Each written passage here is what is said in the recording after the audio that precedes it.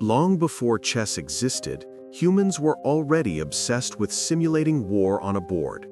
In ancient Mesopotamia, people played the royal game of Ur. In Egypt, it was Senet, a game found in the tombs of pharaohs. The Greeks had Patea, the Romans played Ludus Latrunculorum. These games were different in their rules, but they shared a theme. People were fascinated by the idea of commanding armies on a grid. But none of these games were quite chess. They were stepping stones, early attempts at turning battle into a game.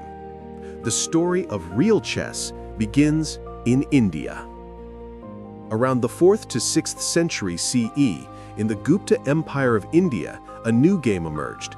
Its name was Chaturanga, meaning the 4 divisions of the military: infantry, cavalry, elephants, and chariots. These divisions would later evolve into the pawn, knight, bishop, and rook.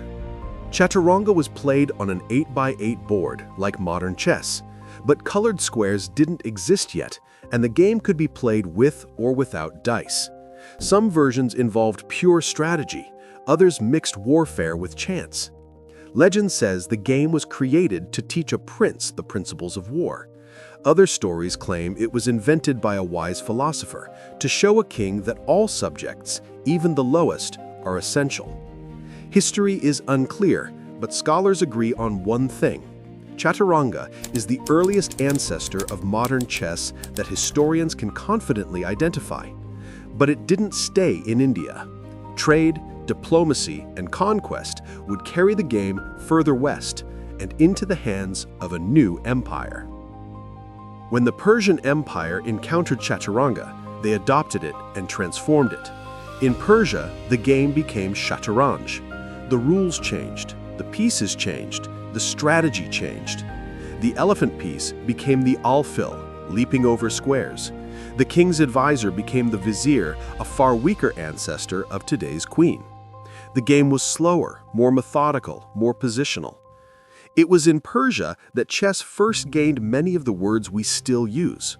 Shah meant king. Shah mat meant the king is helpless. In English, this evolved into the word checkmate. Persian nobles saw Shatranj not just as a pastime, but as an intellectual art. They studied openings, composed problems, and analyzed positions centuries before modern theory. Great masters like Aladli and Asuli wrote treatises that survive to this day. But soon, a new force would carry chess even farther, across continents, through languages, and into new cultures.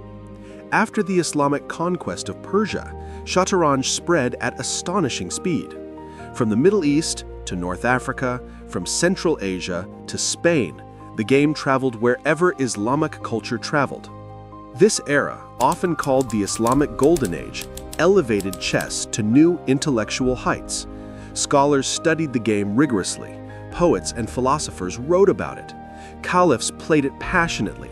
Chess problems became sophisticated works of art. Manuscripts described elegant positions and complex strategies.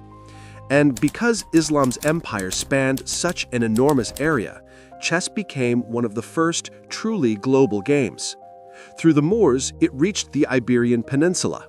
Through traders and missionaries, it reached Sicily and Italy. Then slowly, it began to spread throughout medieval Europe. But Europe would not simply adopt chess, it would transform it forever.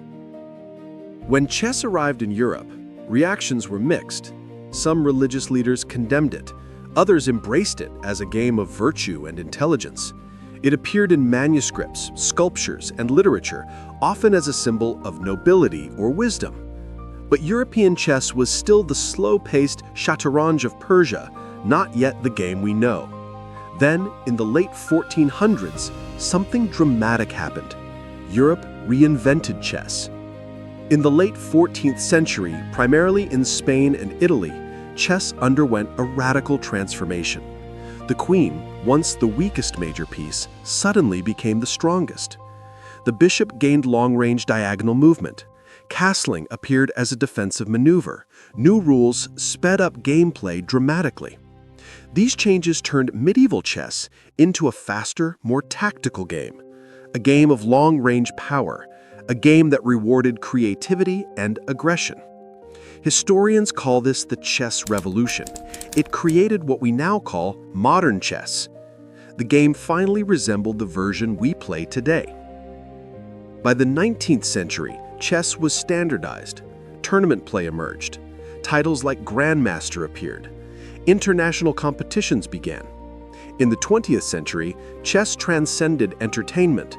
It became a symbol, a measure of intellect, a Cold War battlefield, a cultural icon. And in the 21st century, technology reshaped it again. Computers surpassed humans. Online play exploded. Streaming and esports brought chess to a new generation of players. Yet despite all these changes, the heart of the game remains the same. Chess has survived empires rising and falling. It has crossed borders, languages, religions, and cultures. It has been reborn multiple times, reinvented by every society it touched. Why? Because chess is more than a game. It challenges how we think, how we plan, how we understand conflict and consequence. It is a mirror of human strategy, a story of minds in battle. And that story began over 1,500 years ago on a board of 8 squares by 8 squares, with pieces representing the armies of ancient India. If you enjoyed this journey into the origins of chess, subscribe for more deep dives into the hidden history of the world's greatest games. We are crafting board games, and our main focus is in ancient and historical board games. Our games are handmade and engraved in a pouch. With a pull of the cord, the game packs itself, and you are ready to go. For more information, you may check the link in the description.